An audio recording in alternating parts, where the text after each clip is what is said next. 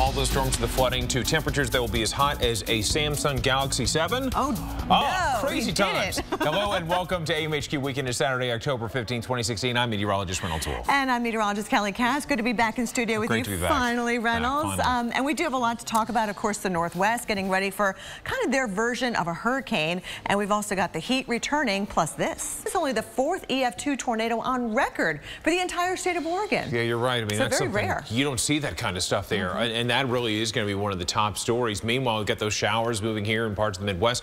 Again, very warm for the Southern Plains, Kelly. Yeah, it's going to be well above average. We're talking record-breaking heat, especially as we get into Sunday and Monday. So it's only starting out today. Upper 80s in Dallas. You got the mid 80s with wind in Wichita. Cool, though, up to the north. We've got 70 in Chicago, 71. Not bad in Minneapolis. Yeah, and your forecast here, just kissable. I know.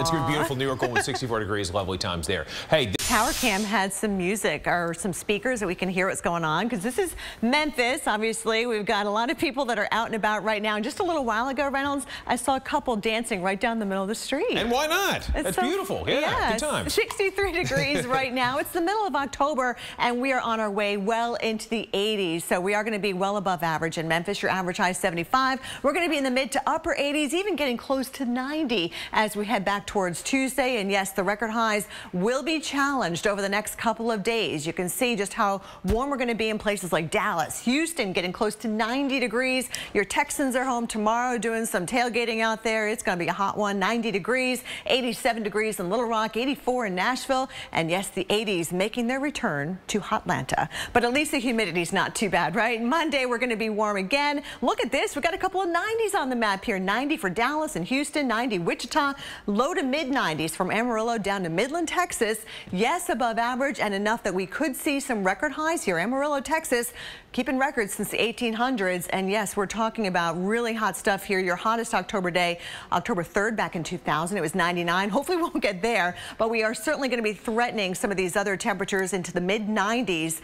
Certainly maybe cracking the top 5 in terms of hottest October day. 87 degrees in Nashville come Tuesday, just when you thought you were done with your hot summer. We're just going to carry it on all the way through the middle to latter part of October. Every dot you see on the map here represents where we could see either tying a record or breaking a record. We're talking over 70 that are going to be possible on Tuesday. Here's a couple of examples for you. Nashville, if we do get to 87 on Tuesday, we'll tie that record. Atlanta tying a record perhaps with 86 degrees. Even New Orleans looking to set a new record with 89 degrees. Nashville singing the blues perhaps in the Music City, especially after the hot summer we just had, Reynolds. I see you fanning yourself over there. It's roasting in the studio. All right, from the flooding possibility there to what's left after Hurricane Matthew, of course, hit eastern North Carolina. One of the hardest hit communities, still waiting for the floodwaters to go down. We're talking about Kinston, North Carolina. That Neuse River still very high in Lenoir County.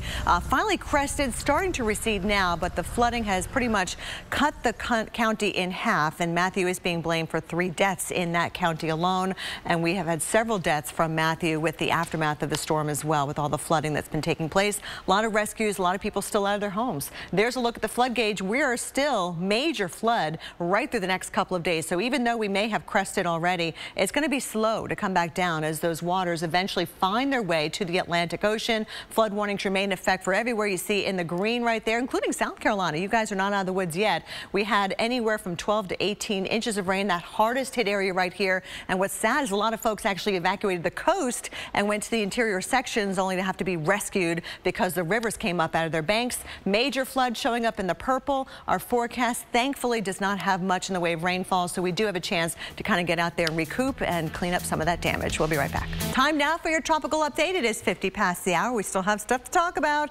Of course, there's Nicole. There's Tropical Storm Nicole. It was a hurricane, tropical storm, back to hurricane again, now back to tropical storm again. Winds are 70 miles per hour. Most of the convection north and west of the center, which is right there. Of course, it hit Bermuda as a Category 3 a couple of days ago. Very strong wind. Fortunately, did not linger over Bermuda. They were able to pretty much clear things out by the afternoon later that day. But you can see where it's going. And as a matter of fact, the National Hurricane Center thinking it may actually strengthen back up to a hurricane yet again, despite cooler sea surface temperatures, despite wind shear. There is that possibility that structure is going to hold together pretty well. And those waves propagating out from the center of Nicole. Watch the darker blue as we go through time. Here's this morning. Of course, your bigger wave action right near the center of circulation, but that darker blue, that's that push that wave action 10-foot seas reaching through Bermuda, eventually the southeast coast and even parts of the Caribbean by the time we get towards Monday. So we're still going to be feeling the effects of Nicole, at least indirectly. And there is an area to spin that we're going to be watching later in the weekend into early and middle part of next week.